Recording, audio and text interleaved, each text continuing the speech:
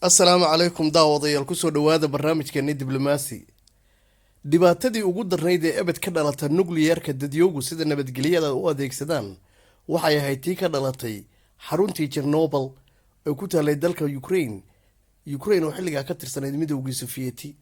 dhibaatada ugu badanina waxay soo gaartay dalka Belarus.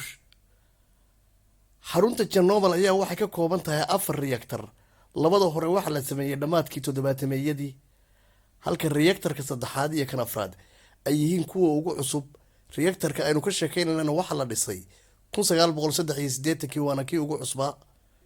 shaqaalaha goobta ka shaqeynayay ayaa bilaabay inay biyaha qaboojiye ka shaqeeyaan.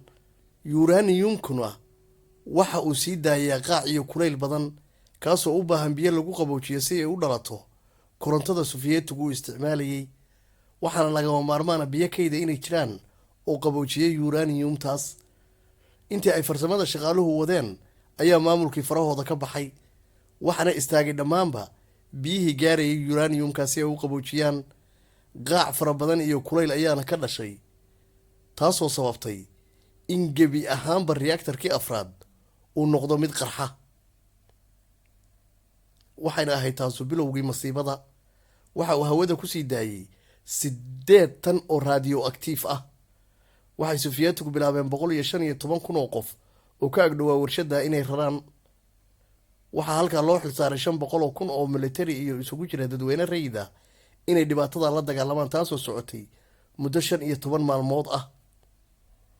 33 ka mid ah shaqaalihii halkaa gurmadka ugu yimi waa ay ku dhinteen. radioactive-ka halkaa ka dhashay waxuu 400 oo jeer ka awood badnaa kuwii Maraykanku uu ku dhuftay Hiroshima iyo Nagasaki. isla durbadiiba Sofiyeetigu waxay ka dhiseen meeshii guri shub ah, taasoo ay ugu talagaleen in uu xoogaa khafiifiyo radioactive-ka badan. dhibaataduse ma ahayn mid intaa ku dhammaatay, oo waxay wada gaartay dhammaanba dalalkii deriska la ahaa. ugu dambeyn dowladaha adduunka oo isu tagay waxay bilaabeen inay halkaa ka dhisaan dhismo weyn oo shub ah, kaasoo ka dheer taalada New York ee Eiffel Tower, dherer ahaana ka weyn markabkii Titanic. waxaana uu ku kacay qiimihii lagu dhisay dhismahaasu in ka badan $3 bilyan oo dollar, taasoo ay bixiyeen dowladaha adduunka oo dhan si looga hortago khasaaradaas.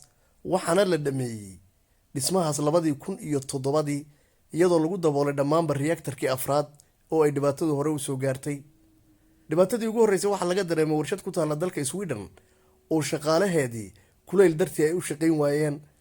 dalka Sweden aynu ognahay inuu yahay mid qabow ah, shaqaalihii oo dhanna waxaa laga helay qaaci sumaysnaa. waxaana dowladda Sweden u raadgashay meesha qaacan sumaysan uu ka imanayo, inkastaanu ahayn mid qof bini'aadana dili kara. ugu dambeynna waxay ogaadeen dhibaatadu inay halkaa ka fogtahay ay ka imanayso bariga dalka midowga Sofiyeeti. isla xilligaas ugu dambeyn dowladda Sofiyeetigu waxay telefishinka ka sheegtay in khasaaradaasu ay dhacday. markii horena waxay ahayd khasaaradu mid ay ka qarinaysay dadka rayidka inay ogaadaan, sidii horeba u sameeyeen sanadkii 1958 xilligaasoo Moscow agteeda warshad nuclear oo ku taalay 300 oo qof ka badan ay ku dhinteen, warbaahinta adduunkana ay ka qariyeen. dhibaataduna waxay ahayd mid ku sii faafaysa dalalka Scandinavian-ka ah, Norway, Denmark, Finland, Sweden iyo Poland, oo weliba ay ugu darnayd dowladda Denmark, kaasoo 11% sidii caadiga ahayd ka hoos maray. shucaacaas ayaa socday ilaa iyo dalka Norway, kaasoo la dareemayo kulayl aad ah, xumad joogto ah iyo xanuuno aadan garanayn meel ay ka yimaadeen. haddaba dhibaatada ugu weyn ee midowga Sofiyeeti haysatay waxay ahayd qaabka loo dhiso xarumaha nukliyarka. Maraykanka iyo midowga Sofiyeetkuna waxay ahaayeen kuwo si aad ugu kala duwan.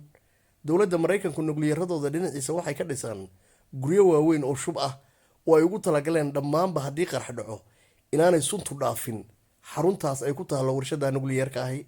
midowga Sofiyeetise xarumihiisu waa kuwo furan, qaaca ka soo baxaana uu dhaafi karo in ka badan 1,000 mayl, kaasoo saameynaya badiba qaaradda Yurub.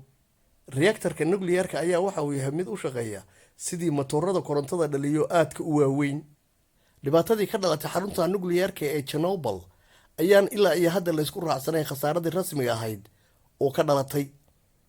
inkastoo dadka sida tooska ugu dhintay xilligii dhibaatadaasu ay dhacday ay yihiin 100 qof, haddana dukumiintigii ugu dambeeyay qaramada midoobay ka samaysay 2006 waxay kusoo gunaanaday inay ku dhinteen dad ka badan 4,000 oo qof.